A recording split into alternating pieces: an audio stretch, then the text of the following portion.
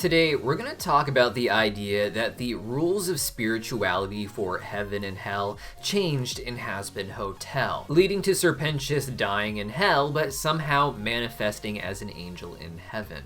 And as always, we have the obscure esoterica to go with this theory. Now, Hazbin Hotel was premised on the idea that there were certain sort of rules of how spirituality inherently works, and they matched the more mainstream ideas of Christianity. You live a life on Earth, and if you're bad, you go to hell, and if you're good, you go to heaven.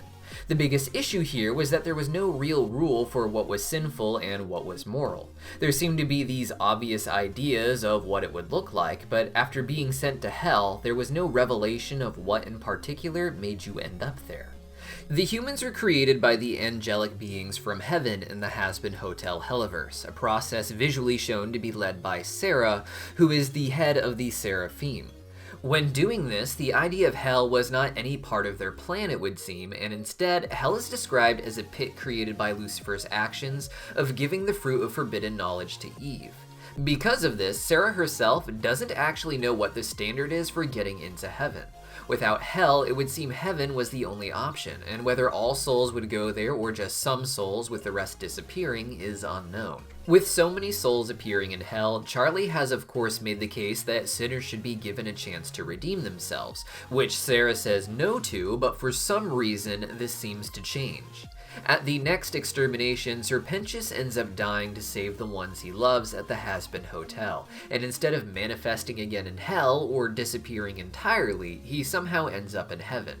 Now, the primary theory here is that Pentious is the first sinner to ever experience a death in hell while having truly redeemed himself.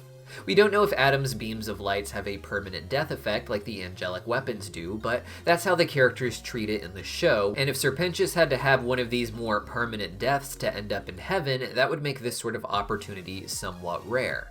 That being said, it wouldn't be impossible with the annual extermination, where so many sinners die each year, and I feel like there has to be plenty of sinners who die trying to defend their families and such.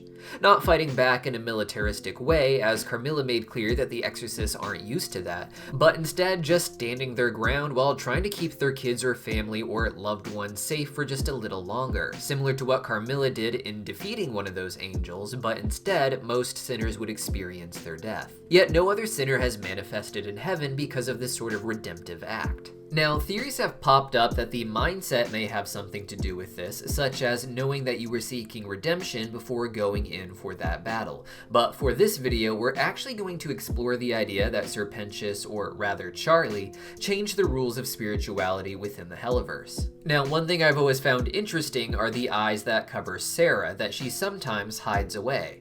It's a common description for angels of pretty much any type to be covered in eyes, and angels as a whole are seen as emanations of a god that mediate and act on his behalf in various ways. The most important of these is simply watching over the existence of humans, for which there are two different classes of angels, both called Watchers.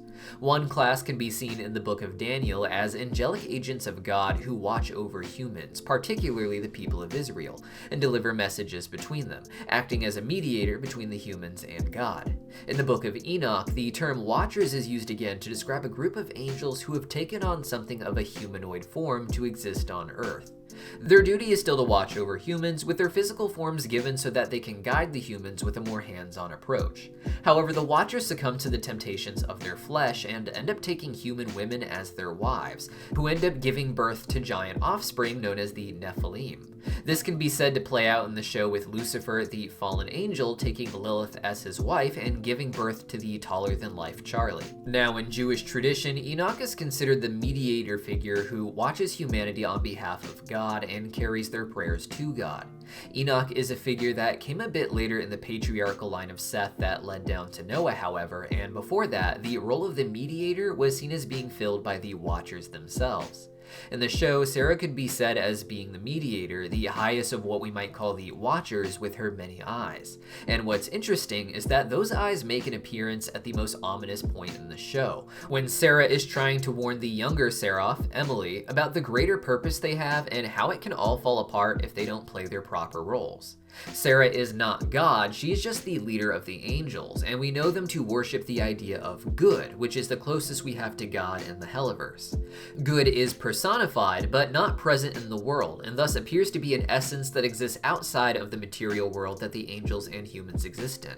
And it makes sense that this entity might be the one watching the world through the eyes of Sera. This force may not have direct control over physical existence, but it could change the rules of things. After the creation of hell, for instance, it could have set one standard for what gets someone into heaven versus hell, but without direct access to hell through Sera, it may not have seen exactly what had become of the sinners there.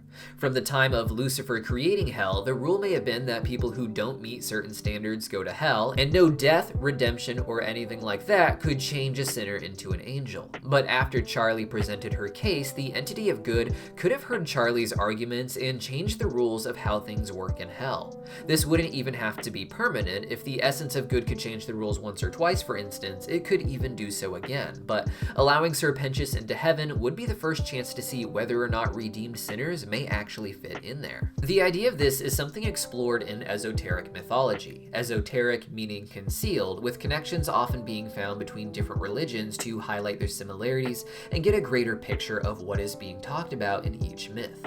In the Book of Enoch, the Nephilim children of the Watchers are described as having their souls trapped in a cursed state after death, with most of them dying in the Great Flood, described in Enoch and the Book of Genesis.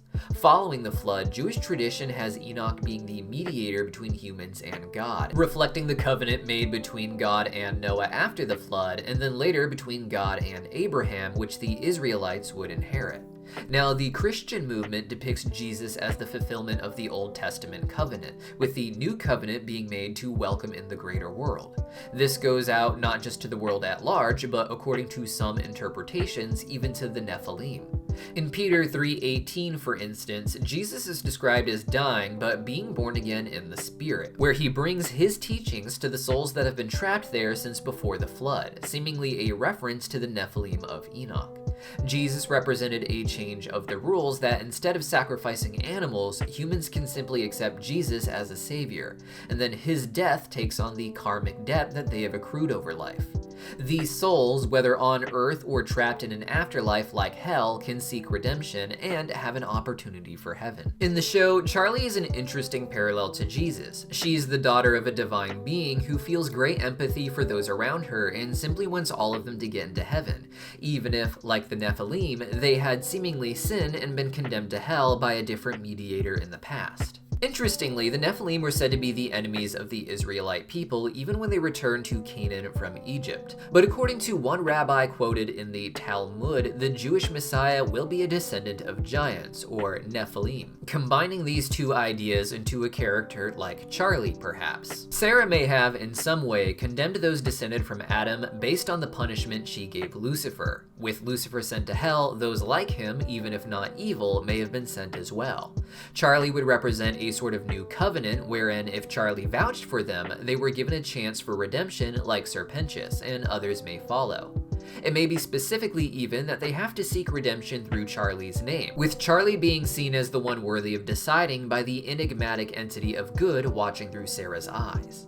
The one thing I emphasized a bit in this video is that this doesn't have to be a permanent change though, and if Sir Pentious perhaps causes a lot of trouble in heaven, maybe the rules can change again, and maybe that will be a recurring theme in the show. The characters trying to understand the changing rules of an entity that can't connect directly with them, only being able to see the outcomes of their prayers instead of getting any sort of personal confirmation. I know this video is a bit more on the niche research side in terms of how real-life mythology can impact lore in the show, but it's an interesting idea to consider, that the rules aren't consistent in this universe the way we like to imagine, that they can actually change based off of a series of mediators being watched by a higher entity. But what do you guys think? Let me know if you think the rules for heaven and hell have always been like this, or if Charlie and Sir Pentious somehow changed the rules themselves. See you guys next time.